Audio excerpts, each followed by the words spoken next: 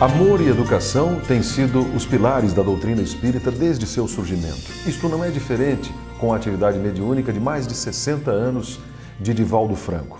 Eu lhe perguntaria, mais de 65 anos nesta atividade mediúnica, há a sensação do dever cumprido? Lamentavelmente, nos encontramos numa tarefa cujo limite é o infinito.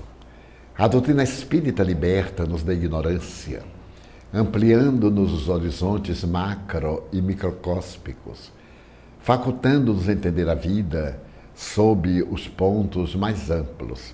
Examinemos, por exemplo, a educação. Na questão 685 de O Livro dos Espíritos, na questão A, Allan Kardec considera que a educação, somente ela, mas não a educação adquirida dos livros, mas aquela que tem a ver com os valores morais, será responsável pela superação da crueldade e do materialismo. Então a educação é o fruto sublime do amor.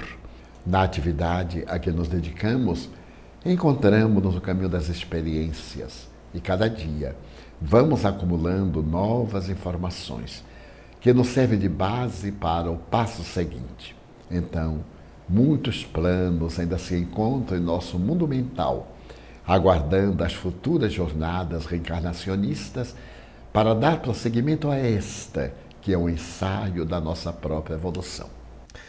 Divaldo, disciplina e assiduidade são dois compromissos quase que fundamentais com a tarefa da mediunidade. Quais são os melhores procedimentos para se adotar e se cumprir este desiderato?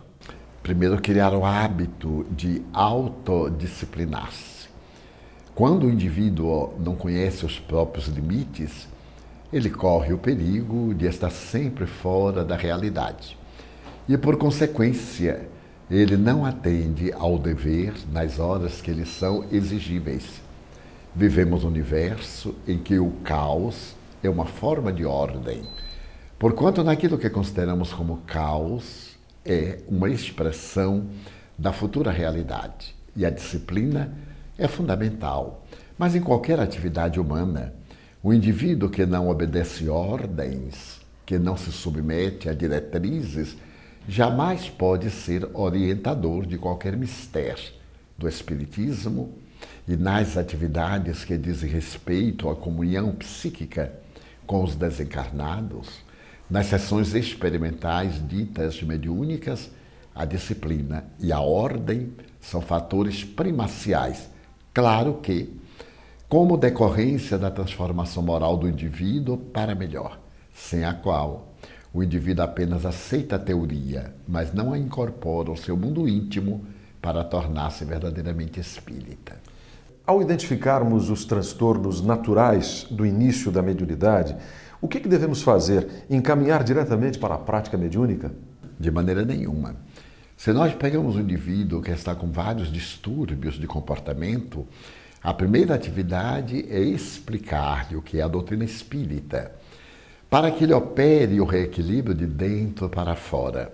No passado, por falta de informações, levava-se o paciente de imediato à reunião mediúnica, mas totalmente desequipado para compreender a magnitude do fenômeno, ele podia criar uma aversão, piorando, temendo, ou sendo influenciado negativamente pelo adversário desencarnado, ou talvez recuperar-se. Porém, essa recuperação era fenomênica, porque afastava-se a causa momentânea do distúrbio, mas permanecia o débito. É necessário conscientizarmos de que o indivíduo não é vítima, é alguém que se está recuperando de atos ignóbeis e que, naturalmente, o processo obsessivo, o transtorno da depressão, o distúrbio do pânico, a psicose esquizofrênica, o autista, são efeitos inevitáveis de uma sementeira desastrosa no passado, no qual a mediunidade surge como portal de serviço. Educar o indivíduo para que compreenda o significado da oportunidade, fazê-lo compreender pelo menos o que é a mediunidade, sua responsabilidade, para levá-lo à permanência nas atividades mediúnicas. Mesmo porque, para que seja atendido o indivíduo, não é necessário que ele esteja na reunião.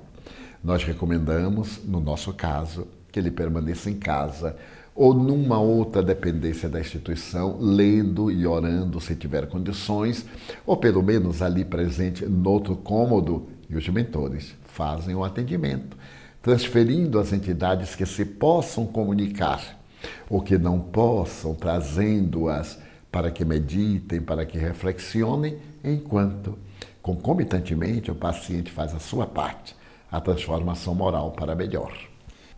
Divaldo, com o aumento cada vez maior das pessoas que buscam a casa espírita e dada a desinformação sobre a doutrina espírita, o que as casas espíritas devem fazer para receber bem estes irmãos?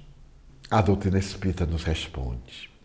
Esse notável tratado de pedagogia e de psicologia que é o Espiritismo recomenda sempre recebermos muito bem, mas conduzirmos as pessoas ao conhecimento das obras básicas. Pessoalmente, eu criei uma maneira de expressar o meu pensamento. Quando nós vamos visitar alguém, entramos pela porta da frente. Quando se trata de amigo, pode entrar pelo lado, pode entrar pela cozinha. A porta da frente de entrada do Espiritismo é a codificação kardeciana. Seja quem for que deseje informar-se sobre o Espiritismo, participar das reuniões doutrinárias, participar dos cursos existentes na instituição, se for o caso, dos diálogos, da convivência, enquanto emocionalmente se vai vinculando a uma atividade fraternal, de caridade, de solidariedade, para aprender a servir. Como hoje o número dos adeptos novos é muito grande e sempre de pessoas desesperadas, temos a preocupação de diminuir-lhes os problemas. Mas o indivíduo desinformado sai de um problema e vai procurar outro. Se nós o iluminarmos com conhecimento doutrinário, ele eliminará o problema sem comprometer-se com outro. O ideal, portanto, é levar as atividades de divulgação, de diálogos, como Kardec fala no 3º capítulo do Livro dos Médiuns, do método. Uma conversação de espiritismo é uma aula de espiritismo, para que o indivíduo informado liberte-se e caminhe com os próprios pés. E para encerrarmos, Divaldo, nós sabemos que a hegemonia do mundo, até bem pouco tempo, ela se dava sobretudo nos países da Europa e principalmente dos Estados Unidos. Esta configuração tem mudado, sobretudo nos países emergentes, como os BRIC, Brasil, Índia, Rússia e China. Nós teremos um novo desafio nesta nova era que já se inicia, com uma sociedade mais solidária a partir do sofrimento já verificado nestas nações? Já estamos começando a nova era. Oportunamente, no ano passado, eu li uma estatística muito bem formulada por uma instituição evangélica do Vale do Paraíba, em São Paulo. Nessa apresentação estava uma estatística muito bem formulada por aquela igreja que dizia que na Europa do ano 2025 a predominância religiosa seria a doutrina muçulmana, que hoje na França já existem mais mesquitas do que igrejas católicas. Na Inglaterra, em Londres, o fenômeno repete-se no Canadá, nos Estados Unidos e principalmente no Brasil, naquele grande triângulo de Foz do Iguaçu, do Uruguai, do Paraguai, da Argentina e etc. E então, a tendência estatística era de que a doutrina muçulmana era aquela que mais se desenvolvia. Do ponto de vista genético, o muçulmano sempre é prolífero, 8, 10 filhos, o europeu ou o indo-europeu, sempre 2, 3 filhos. E com a grande invasão de todos os asiáticos, vindo através do grande Golfo da Turquia para entrar na Europa, o número de muçulmanos era muito grande. Também através da Argélia e daqueles países do norte da África que iriam invadir a França, a Bélgica, porque são cidadãos dessas nações. Então eu comecei a reflexionar e perguntei-me, e o Consolador?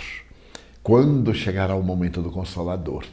E como estava diante de estatística, de dados frios, matemáticos, e com uma exatidão de no mínimo 99,99%, eu me perguntei qual seria a glória do Consolador. Como nós somos muito pequenos para entender os desígnios divinos, logo depois surgiu a Primavera Árabe. Começaram as grandes convulsões e, em consequência, os terríveis ditadores que se mantiveram no poder sob o apoio dos ayatolás. Começou a cair. Cai um primeiro país, um segundo, o terceiro, a Líbia, e agora estamos na Síria com este terrível genocídio. A divindade dispõe de recursos muito hábeis que nos escapam, porque a nova mentalidade árabe da chamada primavera é uma mentalidade jovem, que tem a sua religião, mas que deseja separar a religião do Estado, para que possam fruir de liberdade. Logo, estamos tendo uma possibilidade do pensamento de Cristo iluminar aquela área conflagrada e conturbada. Por continuação, os países que agora emergem, como a China, a Índia, o Brasil e outras nações, que abandonam aquela postura desagradável de terceiro mundo ou país em desenvolvimento, que nada mais é do que a maneira delicada de falar do nosso atraso para a economia mundial. Permitam-me ainda um parênteses. Faz muitos anos, dialogando com o espírito do Dr. Bezerra de Menezes, eu lamentava a situação deplorável que o país passava. Era então o período da denominada ditadura militar. E via as nossas dificuldades, a miséria.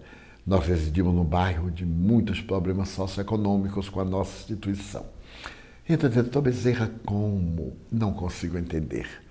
E o bondoso benfeitor sorrindo disse, meu filho, o Brasil está reservando as suas reservas, porque nós temos reservas de urânio, as melhores do mundo. Temos reservas de ouro e citou-me vários metais ainda não identificados naquela época. O Brasil ainda não tem condições de maturidade política para atingir o seu papel histórico. Dia virá em que ele ascenderá no concerto das nações para poder devolver ao mundo a lição pulcra do Evangelho de Jesus, confirmando a colocação literária de Humberto de Campos através do venerando apóstolo da mediunidade Chico Xavier, Brasil, coração do mundo, pátria do Evangelho. Então, no momento próprio, se neste momento eram os dias da ditadura, fossem descobertas essas jazidas, como hoje o pré-sal para o petróleo, não teríamos condições políticas para distribuir dentro de uma economia justa e cristã com as nações menos favorecidas. Iríamos fazer o mesmo crime das nações poderosas, a escravidão através da economia.